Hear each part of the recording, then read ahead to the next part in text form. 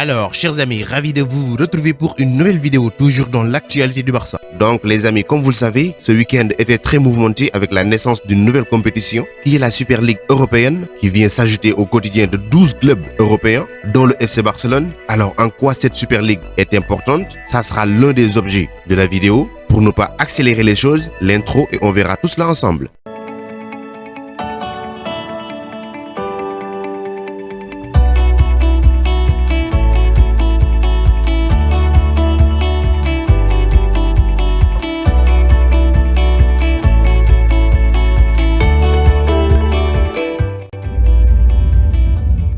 C'est donc officiel, 12 clubs européens ont annoncé la création d'une ligue dénommée la Super League, une nouvelle compétition semi-fermée qui vient concurrencer la Ligue des Champions. Par un communiqué publié dans la nuit de dimanche à lundi, ces entités font un coup de force et assurent que la saison inaugurale va démarrer aussitôt que possible. Alors pour l'instant, il y a 12 clubs fondateurs, 3 autres clubs sont attendus. Le document a précisé le nom des 12 clubs concernés, une information déjà filtrée quelques heures plus tôt. Alors on a le Milan AC, Arsenal, l'Atlético de Madrid, Chelsea, le FC Barcelone, l'Inter de Milan, la Juventus, Liverpool, Manchester City, Manchester United, le Real Madrid et Tottenham. Mais 3 autres clubs doivent encore s'ajouter à ces 12 membres fondateurs, comme dit précédemment. L'autre information de taille à retenir également est que Florentino Pérez, actuel président du Real Madrid, est nommé premier président de la Super League et Joel Glazer comme vice-président. Alors le format de cette compétition sera comme suit. Selon le communiqué, 20 clubs participants, dont 15 clubs fondateurs et 5 équipes additionnelles qualifiées chaque année à travers un système basé sur leur performance de la saison précédente. Les équipes vont se disputer en semaine avec des clubs qui continueront de jouer dans leur ligue nationale, c'est-à-dire les championnats nationaux, préservant ainsi le calendrier traditionnel des matchs qui restent au cœur de la vie des clubs. La saison va démarrer en août avec la participation des clubs répartis en 2 groupes de 10 qui vont jouer leurs matchs en aller et retour. Les 3 premiers de chaque groupe se qualifient automatiquement. Pour les quarts de finale, les 4e et 5e de chaque groupe jouent un barrage pour les 2 derniers tickets de quart de finale. Mais également des playoffs aller et retour seront organisés jusqu'à la finale qui se jouera en match simple. Ça sera fin mai sur terrain neutre. Maintenant reste à connaître l'issue des négociations que les membres de la Super League souhaitent entamer avec l'UEFA et la FIFA afin de trouver les meilleures solutions pour la nouvelle ligue et pour le football dans son ensemble. Mais il y a beaucoup de divergences dans cette affaire. Alors que dans un communiqué paru après l'annonce de la création de la Super League, la FIFA fait part de son opposition au projet et déclare: de notre point de vue et en accord avec nos statuts, toute compétition de football, qu'elle soit nationale, continentale ou mondiale, doit incarner les principes de solidarité,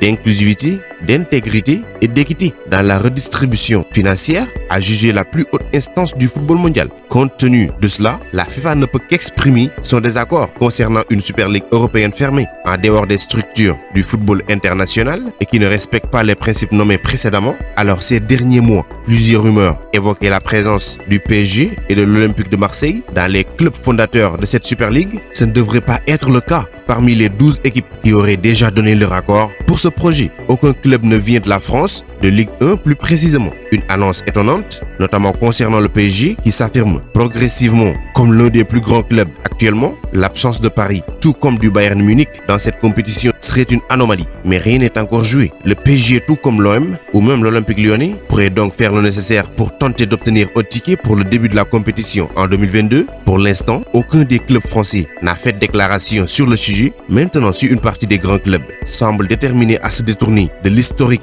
Ligue des Champions fondée en 1955, c'est parce que la Super League pourrait leur assurer des revenus beaucoup plus importants. La reprise des discussions l'été dernier, dans le contexte actuel, est donc loin d'être anodine. Maintenant, en octobre dernier, Sky Sport estimait que plus de 6 milliards de dollars va être redistribué aux 20 clubs participants à la compétition, soit 3 fois plus que la Ligue des Champions, qui ne distribue que 2 milliards d'euros chaque année aux 32 équipes prenant part à la compétition. Le New York Times fait de son côté état d'une promesse faite aux premiers clubs participants à la Super League d'une enveloppe de 425 millions de dollars, soit 350 millions d'euros. Une manne colossale à laquelle les clubs européens peuvent difficilement dire non après avoir subi des manques à gagner très important depuis maintenant plus d'1 an à cause de la crise sanitaire reste dorénavant à savoir qui va se charger de financer la création et la mise en place d'une telle compétition. Maintenant, vous devez savoir que cette compétition va générer énormément d'argent. Et la question qui se pose est comment les grands clubs ont-ils obtenu la garantie de pouvoir lancer un tel projet? Toujours en octobre dernier, Sky Sport estimait que pour créer cette nouvelle compétition, les clubs devaient trouver près de 6 milliards d'euros. Le média évoquait alors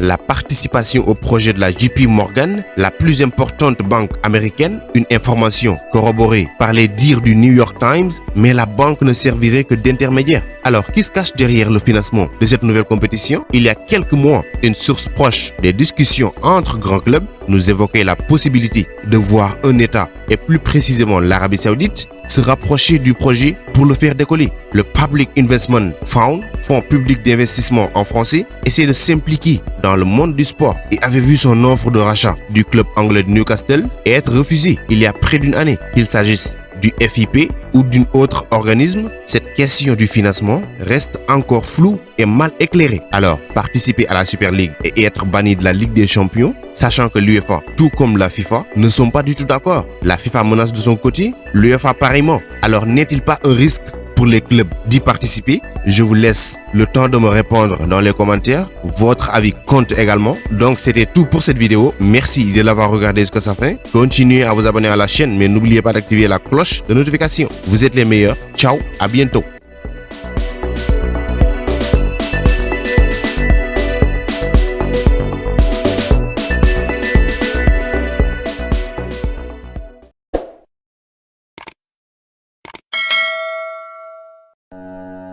Pour échanger avec moi directement, c'est possible sur Instagram. Le lien se trouve dans la description, donc rejoignez-moi là-bas, ainsi que sur Twitter et même sur Facebook.